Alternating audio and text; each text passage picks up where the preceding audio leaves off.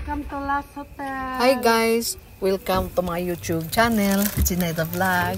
Of my class. Guys, binisita ako ng a friend and a batch noong kapwa pa kami nag-aral ng Model from Japan. engineering course sa Cebu Central College. Kailangan mo ari. Si pa noon, ngayon yung sina. Matagal na kasi yun eh. 1989 pa kami graduate. Thank you very much. Daghan Napakasarap ng mga alaala namin noong college days namin. Siya ang pinaka best friend ko. Biruin mo, 5 taon kaming magkita araw-araw. Minsan pumunta pa ako sa boarding house niya. Minsan siya din ang pumunta sa amin. Napaka best friend ko siya noon. Siya si Erika. Yumaman na siya. Galing pa siya sa Japan. At napaka-friendly niya. Yan, napaka-friendly ni Erika. Ako ang model karon. Ako mga friends sa Japan. Pag manglaag mo ubay, arigid mo sa Last Hotel. Ako ba sa college. Hi, ma'am. Welcome to Last Hotel. Masarap balik-balikan ang mga alaala namin noon. May mga masakit na alaala, may mga masasaya. Minsan, pag may padala ang mga parents namin, nagbigayan, naghiraman, magsishare. Yun ang napakatamis ng samahan namin noon. This is my room. Pati pa sa mga plates namin, nagsishare din kami sa mga answer. Yun ang napaka Salamat na.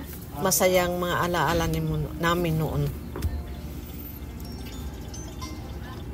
Ngayon, mga matanda na kami. Ayaw nga talaga. Sana kukuhaan. Saka, Kinabukasan, dinala ko siya doon sa painitan ng puto at saka tsokolate.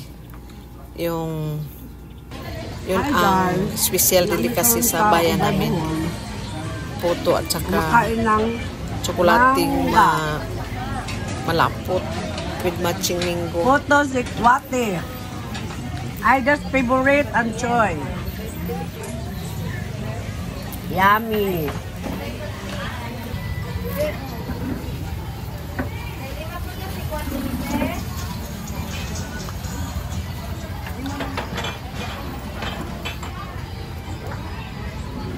At pagkatapos ng pamainit at saka almusal ay nagligpit na siya.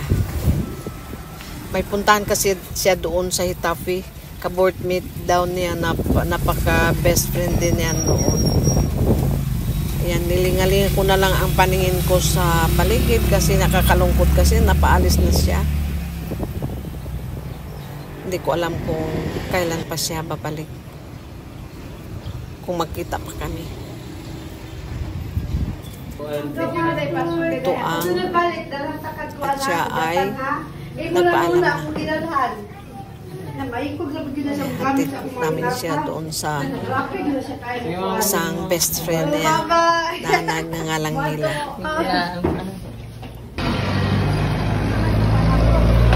Ang Hitafi ay may dalawang bayan pa ang madaanan.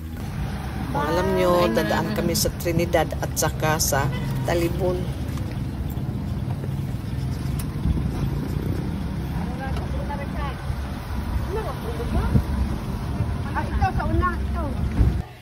Maya-maya ay narating na namin at yan ang asawa ni Mila ng best friend niya. Nagkakilala na kami. ito ang bahay nila. Napakayaman nila dahil mayroon silang 3 pwesto ng construction supply. Isa sa ito sa Itapi, isa sa Talibon, at saka isa sa Ubay.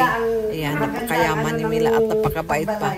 Kahit hindi ko pa siya kilala, pero kitang-kita ko sa mukha niya na mabait siya. Pinaghandaan kami ng pananghalian. Pagdating namin ay andyan na, nakalapag na ang pagkain. Oh.